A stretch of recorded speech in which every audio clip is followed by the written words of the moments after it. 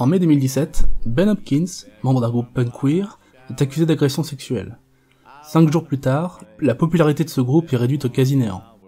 Ce groupe s'appelle Power Bottom, une référence au comportement vigoureux que peut avoir une personne lorsqu'elle reçoit une sodomie. C'est un groupe de queer punk qui casse les codes en termes d'image puisque ses membres se situent sur le spectre de la non-binarité. Originellement un trio de New York, il est, depuis 2013, composé de Ben Hopkins à la guitare et Liv Bruce à la batterie.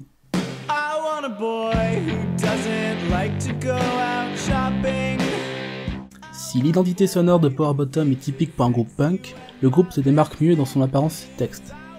Sorti en 2015, leur premier album Ugly Cherries parle de différents sujets tels que l'exploration de soi, le genre dans la société et surtout la transidentité.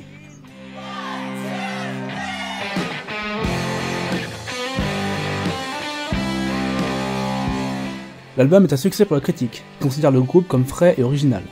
En même temps, les artistes non-binaires se font rares sur la scène musicale, mais un groupe entièrement queer qui devient populaire, c'est rare aussi.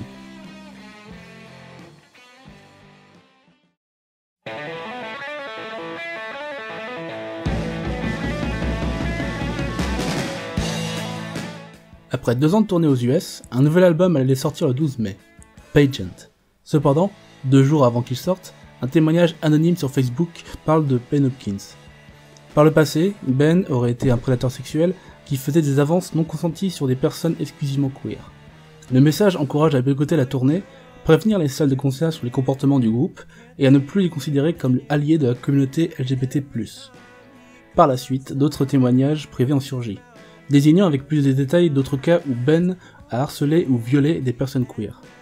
Le message d'origine vient d'un groupe privé Facebook, mais il a été rapidement partagé sur d'autres réseaux sociaux. Ces articles terminent les bonnes choses pour Power Bottom. Toujours le 10 mai, plusieurs artistes qui devaient faire la première partie des concerts du groupe ont été informés des rumeurs et ont décidé de quitter la tournée. Enfin, le groupe de management Salty Artists décide de lâcher le groupe. Le 11 mai, le groupe s'exprime par rapport aux accusations sur Facebook.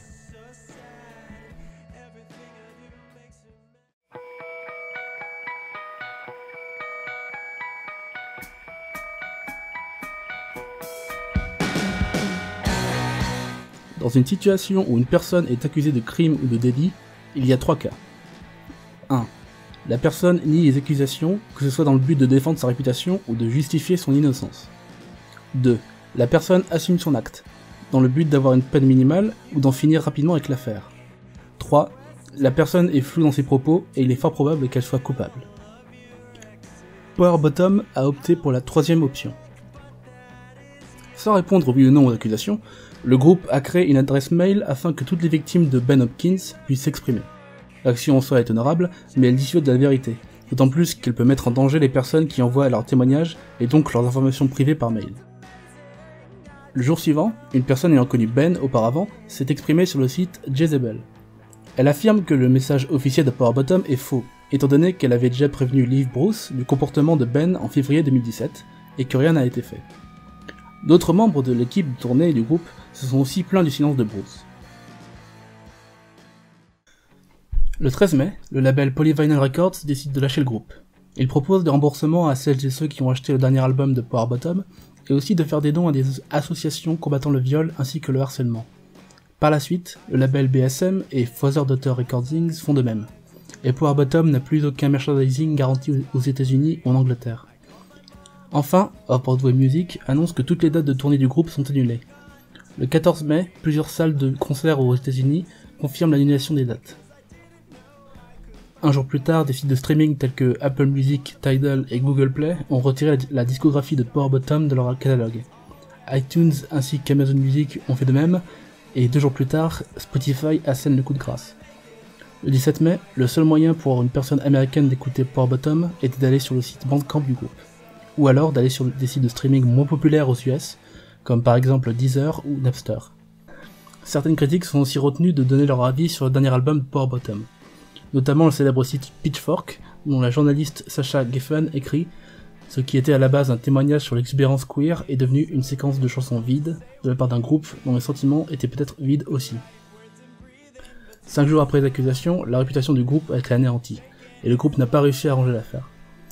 Le 18 mai, Power Bottom s'exprime une seconde fois sur l'affaire, en niant les accusations. Liv Bruce a confirmé qu'elle connaissait l'une des victimes de Ben Hopkins, tandis que ce dernier affirme ne pas avoir eu de rapport non consenti avec elle. Cela dit, malgré cette annonce, le groupe allait difficilement se rattraper après ce qu'il a subi.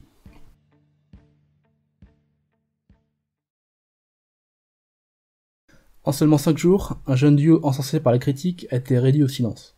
Un jeune duo qui était annoncé comme le fer de lance d'un mouvement queer dans la musique rock. Cependant, une question se doit être posée. Est-ce qu'il y aurait eu une cette même affaire si Power Bottom était un groupe composé de membres cis hétéros? Oui. Tout simplement parce qu'il est question d'un jeune groupe qui en plus a formé sa réputation sur internet.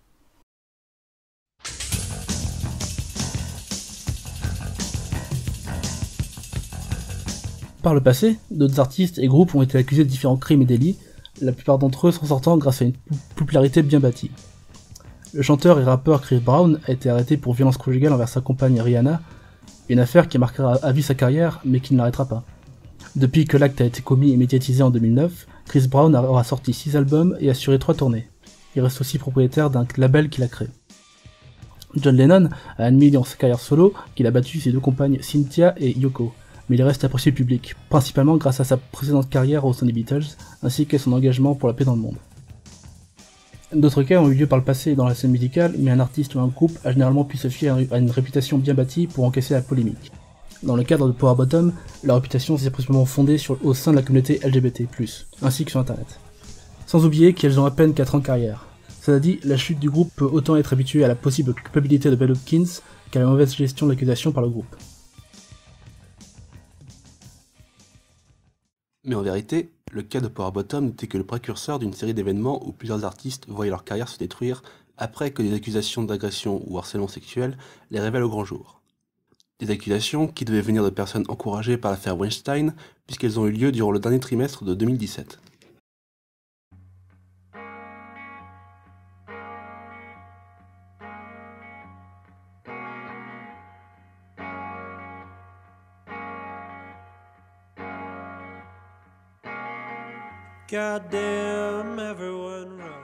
Power Bottom a néanmoins pu refaire surface un mois plus tard en ressortant le premier album, en plus d'avoir une nouvelle équipe de management pour les aider. Reste à savoir si le duo pourra entièrement se reconstruire après une polémique aussi rapide que démentielle. Ah, il y a un point que j'ai oublié de mentionner, c'est que le message d'accusation sur Facebook montrait aussi une image de Ben Hopkins en train de poser avec une swastika. Évidemment, cette partie du message a vite été oubliée. Merci d'avoir regardé cette vidéo jusqu'au bout. Pour d'autres avis sur l'affaire, je vous recommande l'article de Pitchfork nommé Queer Kids Deserve Better Than Power Bottom, ainsi que la vidéo de Voxgeist, The Demise of Power Bottom, qui a été faite le 15 mai.